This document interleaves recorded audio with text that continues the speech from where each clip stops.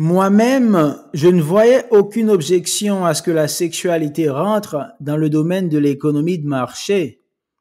Il y avait beaucoup de manières d'obtenir de l'argent, honnête ou malhonnête, cérébral ou au contraire brutalement physique.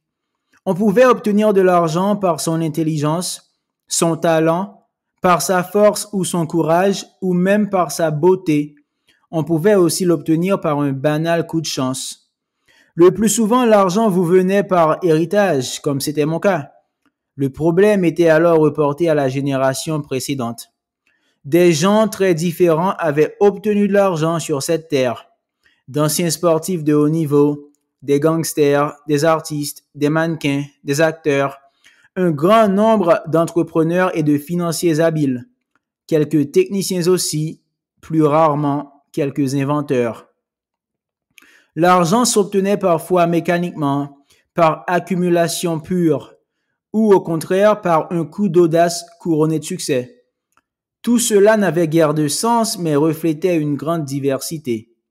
À l'opposé, les critères du choix sexuel étaient exagérément simples. Ils se réduisaient à la jeunesse et à la beauté physique. Ces caractéristiques avaient certes un prix, mais pas un prix infini. La situation était bien sûr différente dans les précédents siècles, au temps où la sexualité était quand même essentiellement liée à la reproduction. Pour maintenir la valeur génétique de l'espèce, l'humanité devait alors tenir le plus grand compte des critères de santé, de force, de jeunesse, de vigueur physique, dont la beauté n'était qu'une synthèse pratique. Aujourd'hui, la donne avait changé, la beauté gardait toute sa valeur, mais il s'agissait d'une valeur monnayable, narcissique. Si décidément la sexualité devait rentrer dans le secteur des biens d'échange, la meilleure solution était sans aucun doute de faire appel à l'argent. Ce médiateur universel qui permettait déjà d'assurer une équivalence précise à l'intelligence, au talent, à la compétence technique, qui avait déjà permis d'assurer une standardisation parfaite des opinions, des goûts, des modes de vie. Contrairement aux aristocrates, les riches ne prétendaient nullement être d'une nature différente du reste de la population. Ils prétendaient simplement être plus riches. D'essence abstraite, l'argent était une notion où n'intervenait ni la race, ni l'apparence physique, ni l'âge, ni l'intelligence ou la distinction, ni rien d'autre en réalité que l'argent. Mes ancêtres européens avaient travaillé dur pendant plusieurs siècles.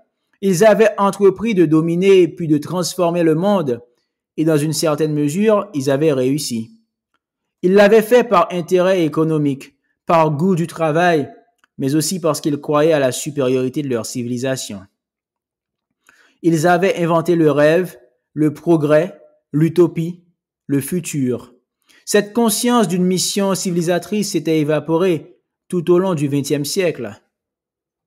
Les Européens, du moins certains d'entre eux, continuaient à travailler et parfois à travailler dur, mais ils le faisaient par intérêt ou par attachement névrotique à leurs tâches. La conscience innocente de leur droit naturel à dominer le monde et à orienter son histoire avait disparu. Conséquence des efforts accumulés, l'Europe demeurait un continent riche. Ces qualités d'intelligence et d'acharnement qu'avaient manifestées mes ancêtres, je les avais de toute évidence perdues. Européen aisé, je pouvais acquérir à moindre prix dans d'autres pays de la nourriture, des services et des femmes. Européen décadent, conscient de ma mort prochaine et ayant pleinement accédé à l'égoïsme, je ne voyais aucune raison de m'en priver. J'étais cependant conscient qu'une telle situation n'était guère tenable, que des gens comme moi étaient incapables d'assurer la survie d'une société, voire tout simplement indignes de vivre. Des mutations survenaient déjà, mais je n'arrivais pas à me sentir réellement concerné. Ma seule motivation authentique consistait à me tirer de ce merdier aussi rapidement que possible. Le mois de novembre était froid, maussade. Je ne lisais plus tellement Auguste Comte ces derniers temps. Ma grande distraction, pendant les absences de Valérie, consistait à observer le mouvement des nuages par la baie vitrée.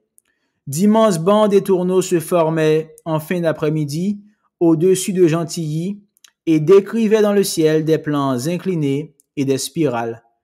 J'étais assez tenté de leur donner un sens, de les interpréter comme l'annonce d'une apocalypse.